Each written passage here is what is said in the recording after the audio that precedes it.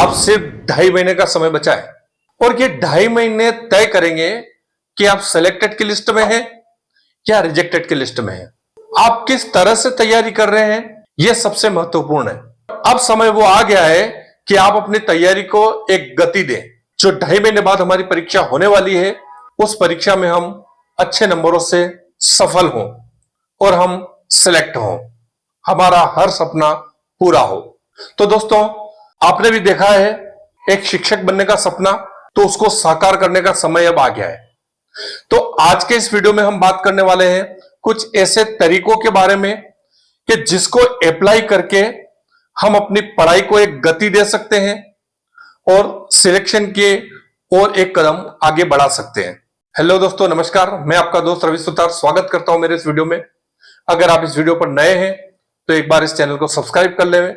आगे इस चैनल पर आपको रीट से संबंधित सारी क्वेरीज, मॉडल पेपर, महत्वपूर्ण क्वेश्चन सारे इस पर अवेलेबल होंगे। अगले 2.5 महीनों तक आपको रेगुलर की चीजें मिलते रहेगी जो आपकी तैयारी को बेहतर बनाएंगे। तो मित्रों, बात करते हैं सबसे पहले स्टेप के बारे में। और सबसे पहली स्टेप है टारगेट को सेट करना कि हमने अभी तक कितना सिलेबस पूरा कर लिया है और कितना हमें करना है, क्या क्या हमें छोड़ना है।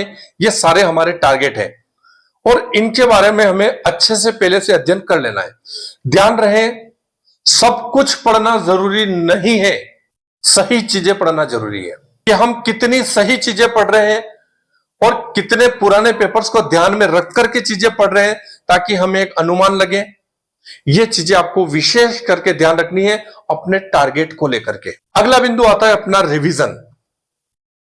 आपने पूरा सिलेबस आपने पढ़ लिया होगा, अब उस सिलेबस को वक्त है रिवीजन करने का। ये 2.5 महीने आप रिवीजन में दीजिए। आप नया जो भी आप पढ़ना चाह रहे हैं एक तरह से छोड़ ही दीजिए कि जितना अगर आपने सिलेबस आपने पढ़ लिया है उस सिलेबस को बार बार आप रिवाइज करिए।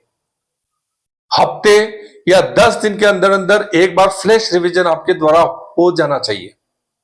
कई बार अपन सोचते हैं, किसी एग्जाम में अपन देखते हैं तो उस एग्जाम में क्या होता है, अपन एग्जाम के बाहर आकर के कहते हैं यार ये प्रश्न तो मुझे आता था, ये प्रश्न आते हुए मेरे से गलत हो गया। ऐसा क्यों होता है? ऐसा इसलिए क्योंकि हमारी रिवीजन कमजोर था। हमारे पास जो 4 ऑप्शंस थे हम उनको सही देख नहीं पाए, कंफ्यूज होते रहे। हाँ, ये पहला भी सही हो सकता है, दूसरा भी हो सकता है, तीसरा हो सकता है, चौथा हो सकता है। और ये चीजें क्लियर होगी आपकी रिवीजन से। तो आप अच्छे से अच्छे रिवीजन करिए, कोशिश करिए कि हफ्ते में या 10 दिन के अंदर अंदर पूरा सिलेबस आपके द्वारा कंप्लीट हो जाए। फिर आपकी जो कमजोर कड़ी है आप उसको पढ़ते रहिए। अब बात करते हैं दोस्तों दूसरी स्टेप के बारे में जो आपको ज्यादा से ज्यादा रिवीजन के तौर पर कवर करनी है, वो है एमसीक्यू क्वेश्चंस। आप कोई भी एक किताब खरीद लीजिए, मॉडल पेपर जिसमें आए हुए क्वेश्चंस हो, पुराने पेपर्स हो, उनके जो एमसीक्यू है आप उनको अच्छे से पढ़िए। क्या आप उन क्वेश्चन के चारों जो ऑप्शन दे रखे उनको एनालाइज कीजिए कि कौन सा ऑप्शन किस प्रश्न के लिए। आपने खुद से प्रश्न बनाइए, इससे आपको रिवीजन तो आपका होगा लेकिन क्वेश्चन जो है वो भी आपका तैयार होगा। और एमसीक्यू पढ़ने का फायदा यह है कि आपके पढ़ते हैं आप एक क्वेश्चन है लेकिन जो 4 ऑप्शन है आपके 4 प्रश्न तैयार हो रहे हैं। यह सबसे बड़ी स्ट्रेटेजी है जो आपको अप्लाई करनी है। और अगर वीडियो यहां तक देख लिया हो तो एक सब्सक्राइब कर लेना यार, ठीक है। अब बात करते हैं अगली स्ट्रेटेजी के बारे में जो है टेस्ट सीरीज। असली हथियार किसी तैयारी का अगर कोई है तो वो ये टेस्ट सीरीज है। ये टेस्ट सीरीज हमारे हर तैयारी को मजबूत बनाता है। तो कोशिश ये करिए कि हफ्ते में कम से कम 3 या 2 तो होने ही चाहिए फुल लेंथ टेस्ट आपको देने हैं। टेस्ट दे रहे तो इसका मतलब ये नहीं कि कहीं पर भी बैठे हुए अपन प्रश्न बैठ करके कर लिए कि हमारा टेस्ट हो गया, ऐसा नहीं। जिस तरह से आप पेपर देते हैं परीक्षा में सेम उसी फीलिंग के साथ आपको कहीं कमरे में बैठना है और आपको टेस्ट देना है।